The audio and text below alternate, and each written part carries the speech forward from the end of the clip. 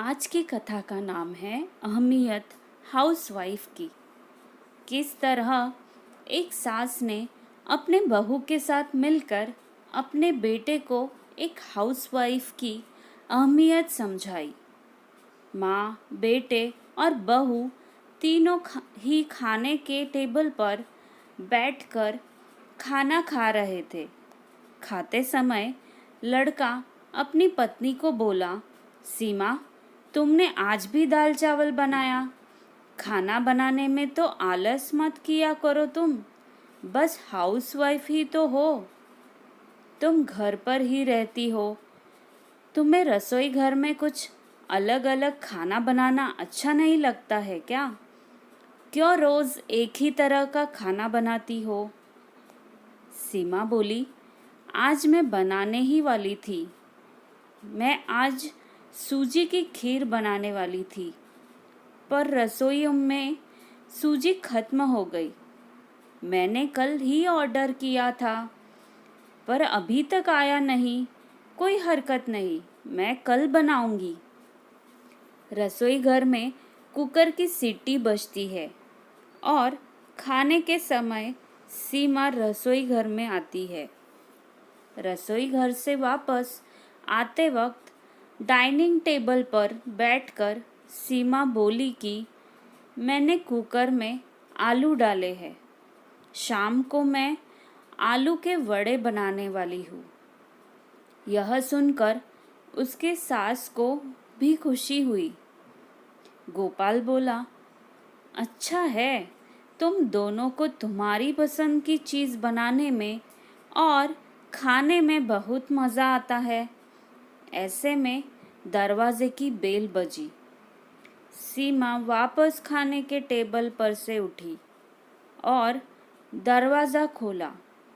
Delivery boy सूजी लेकर खड़ा था। पार्सल लेकर सीमा वापस खाने के टेबल पर खाना खाने के लिए बैठी। तभी माँ बेटे से बोली कि तूने अगर दरवाज़ा खोला होता तो फिर क्या होता? बेचारी ठीक से खाना भी अच्छे से खा नहीं सकती। तो बेटा बोला, सॉरी सॉरी माँ, मैं उठ नहीं सकता। मुझे ऑफिस जाने के लिए देर हो रही है। फिर रूम में चला जाता है। वो सीमा को आवाज़ देता है,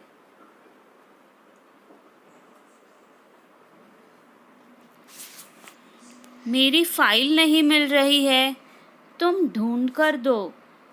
सीमा, सीमा जल्दी आओ, मेरी फाइल ढूंढ के दो। फिर एक बार खाने की टेबल से उठने वाली थी और उसके तरफ जाने वाली थी, तब भी सास ने उसे रोका। छोटा बच्चा नहीं है वो, तुम खाना खाओ। थोड़ी देर बाद रूम से गोपाल की आवाज़ आई, फाइल मिल गई, फाइल मिल गई है सीमा। सास और बहू दोनों ही खाने के टेबल पर एक दूसरे की तरफ देखकर हंसने लगी। गोपाल गोपाल ऑफिस जाने के लिए निकल गया। सीमा ने सारा काम खत्म किया। रात को खाने में आलू वड़ा और खिचड़ी भी बनाई। खाना देख गोपाल और सास खुश हो जाते हैं।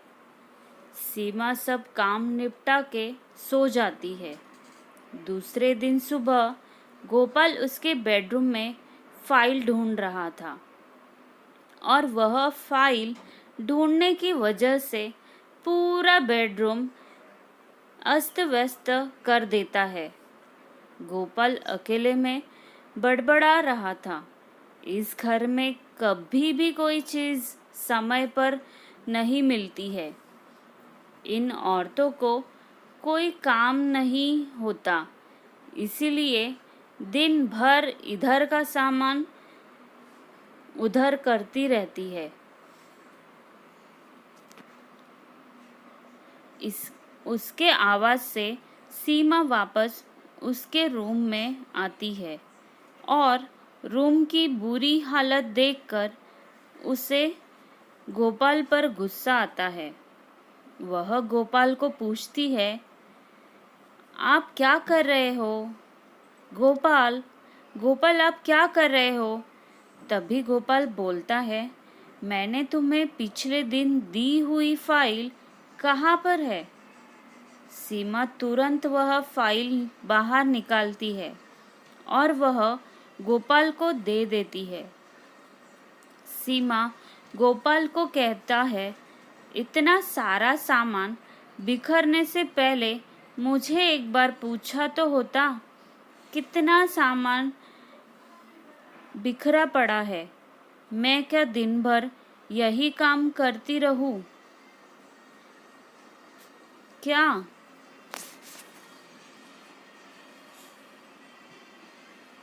उल्टा गोपाल सीमा पर चिल्ला देता है और बोलता है कि क्या काम कर रहता है दिन भर तुम्हें? इतना काम भी तुम नहीं कर सकती क्या? दिन भर सोते ही तो रहती हो। सिर्फ माँ के कहने पर हाउसवाइफ से शादी करके बहुत बड़ी भूल की मैंने। ऐसा बोलकर गोपाल ऑफिस के लिए निकल गया। सीमा को बहुत बुरा लगा। पति पत्नी का बोलना माँ के कानों पर पड़ता है, जो गोपाल को पता नहीं था। माँ सीमा के पास जाती है, तभी सीमा रो रही होती है। कोई भी गलती नहीं होते हुए भी गोपाल उस पर चिल्लाया। यह उनको पता था। सीमा से वह बहुत प्यार करता है। सीमा भी उससे बहुत प्यार करती है। सास ने सीमा को शांत किया। फिर दोनों ने गोपाल को अच्छा सबक सिखाने के लिए एक प्लान बनाया। दूसरे दिन सुबह गोपाल नींद से जागा। तभी वह सीमा को चाय के लिए चिल्ला रहा था। तभी वह से माँ नज़दीक सोफे पर बैठी थी। वह बोलती है, सीमा घर पर नहीं है। वह किसी काम के लिए अपने मायके गई है। गोपाल फ़ोन निकालता है और सीमा को फ़ोन करने लगता है। तभी माँ उससे रोकती है और बोलती है कि फ़ोन मत करो बेटा, वह मायके ही तो गई है, 2-3 दिन में आ जाएगी। गोपाल फ़ोन रख देता है और माँ को बोलता है कि माँ मुझे चाय। तभी माँ बोलती है, हाँ 2 कप बनाना, मैं भी पीऊँगी। इच्छा ना होते हुए भी गोपाल चाय बनाने के लिए रसोई घर में जाता है। माँ सोफे से खड़ी होती है। बेटा गोपाल को पुकारती है। वो सोचने लगता है कि माँ उसे रोकेगी और खुद चाय बनाएगी, पर माँ बोलती है, मेरी चाय में शक्कर थोड़ा कम ही डालना बेटा। गोपाल चाय बनाता है और चाय लेकर आता है। माँ और बेटा दोनों ही चाय पीते हैं। फिर माँ बोली, चाय अच्छी बनाई है, पर सीमा जैसी नहीं। वो चाय बनाती है तब तुलसी के पत्ते डालती है। उस चाय की तो बात ही कुछ अलग होती है बेटा। कोई बात नहीं, अगली बार तुम चाय बनाओगे तब ध्यान में रखना। गोपाल उसकी माँ को देखते ही रह जाता है। थोड़ी देर बाद गोपाल उसकी माँ को बोलता है, माँ आज मैं मटर पनीर खाना चाहता हूँ। माँ फिर से गोपाल की तरफ देखकर बोली, अरे वाह, आज मेरा बेटा मटर पनीर बनाएगा और मुझे खाने के लिए देगा।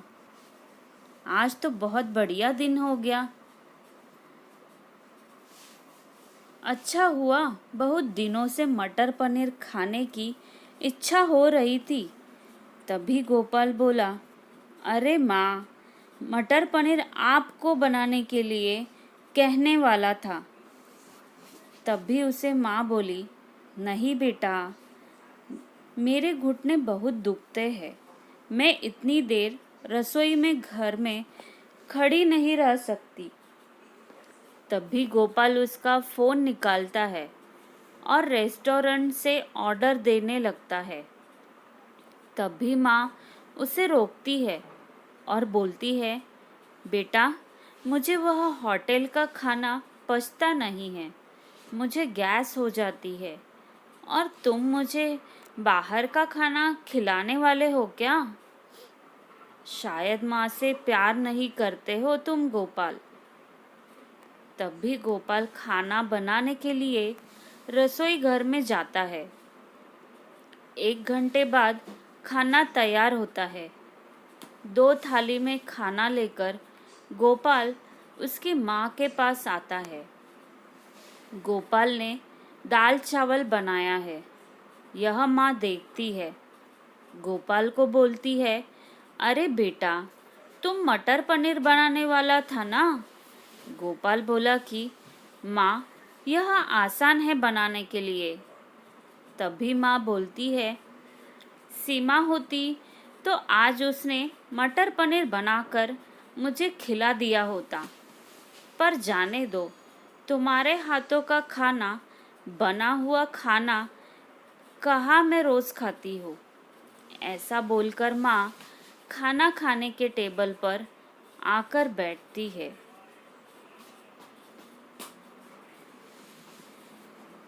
चल, दोनों साथ में खाना खाते हैं, ऐसा वो गोपाल से कहती है। गोपाल ने पहला निवाला मुंह में डाला ही था, तब माँ उसे बोली, अरे बेटा, दाल में नमक कम है, जा जा जाकर नमक लेकर आ।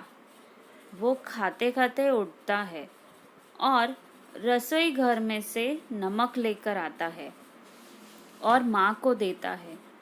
फिर से खाने के लिए बैठता ही है, तब भी बीच में माँ खांसने लगी और गोपाल को बोलती है, अरे बेटा, निवाला गले में अटक गया है, थोड़ा पानी तो लेके आ। गोपाल फिर खाते खाते उठा और पानी लाने गया। फिर वो पानी माँ को दे देता है। इस सब में गोपाल के चेहरे पर गुस्सा स्पष्ट रूप से दिख रहा था। गोपाल को अब समझ में आ रहा था कि वह सीमा के साथ जिस प्रकार बर्ताव कर रहा था, उसे कितना बुरा लगता होगा। वो यह सब खुशी से करती है और उसके चेहरे पर कभी भी कोई शिकन नहीं दिखी। वह सोचते सोचते खाना खा रहा था। माँ यहीं पर नहीं मानी।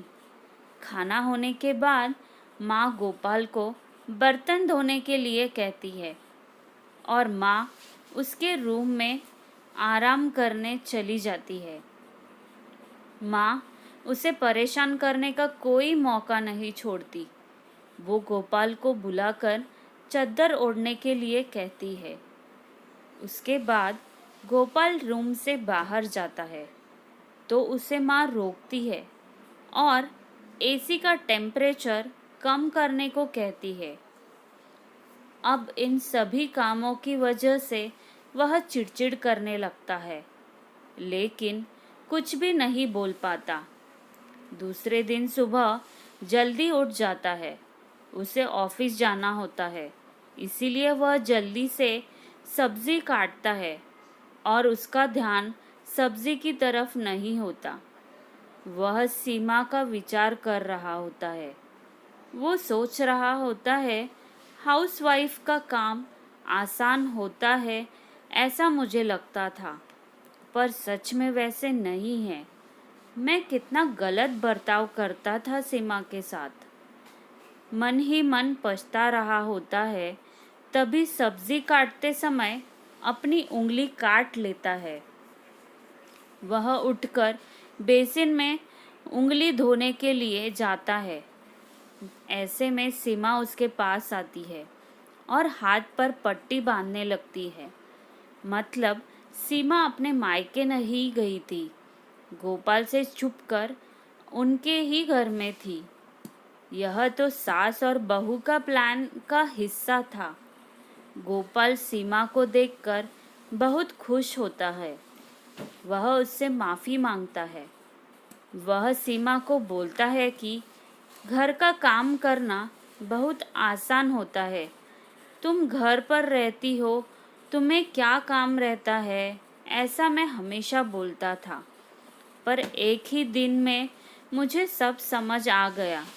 मैं तुम्हें ऐसा कभी भी नहीं बोलूँगा।